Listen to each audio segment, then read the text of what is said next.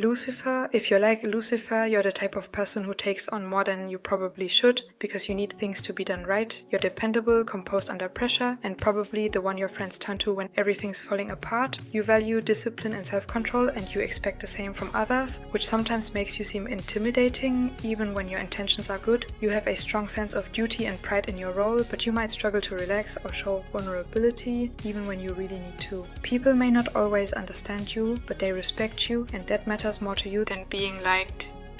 Mammon, if you act confident but secretly crave approval, you're probably Mammon. You're loyal, ride or die, and you throw yourself headfirst into anything that promises fun or reward. You may come off as impulsive or chaotic, but deep down you're very sensitive to being left out or underestimated. You wear your emotions on your sleeve even when you're trying to act cool.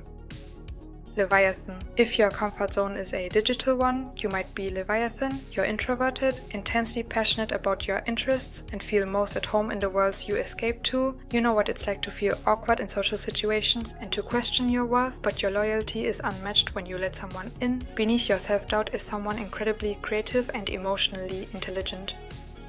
Satan. If you think and feel deeply, you're probably Satan. You value logic and learning, but your emotions can sometimes take the wheel. You tend to be independent, skeptical of authority, and you have a strong moral compass. If something is unfair, you feel it. You might struggle with expressing intense emotions, but you often find an outlet through art, reading, and debating.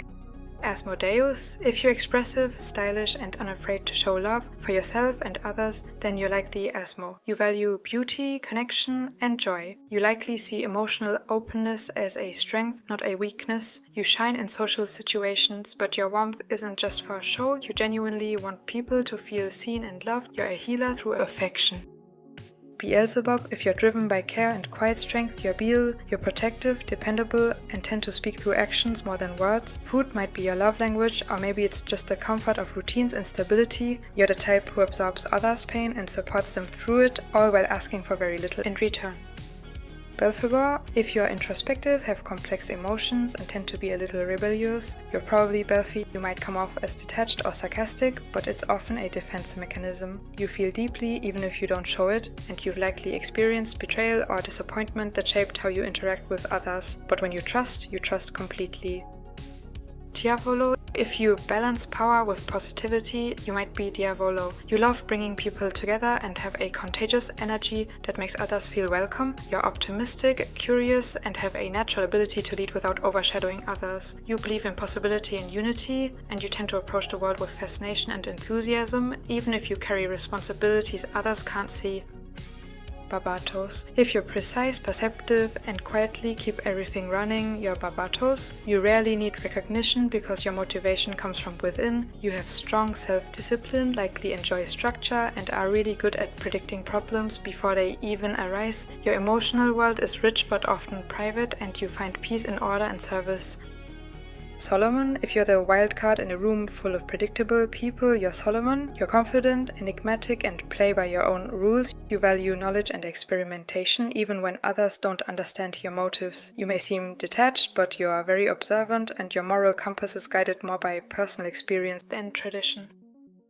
Luke. If you're full of conviction, kindness, and a strong sense of justice, you might be Luke. You don't let your size or age define you. You believe in doing what's right, even if it means standing alone. You're idealistic and brave, and you probably take loyalty very seriously. You might act more mature than people expect, and your instincts to protect and care for others are natural to you. Simeon. If you're graceful under pressure and naturally recognize the emotions of those around you, you're likely Simeon. You're a calm presence in stressful situations and tend to be the one others turn to for comfort or advice. You believe in kindness even when it's difficult, and you communicate more through calm actions than loud declarations. Your wisdom comes from experience and reflection. Raphael. If you're focused, principled, and value doing things properly, you might be Raphael. You're someone who believes in order and tradition, but you're not closed off to new perspectives. You have a quiet intensity and a sense of duty that guides your decisions. You may not always be the most expressive, but you're loyal and careful with your words. Mephisto. If you're dramatic, driven, and maybe a bit theatrical, you might be Mephisto. You love making a statement and aren't afraid to stand out. You care about reputation and excellence, and you're always pushing yourself to improve. Under the confidence is someone who craves recognition, not just for a show, but to prove their worth.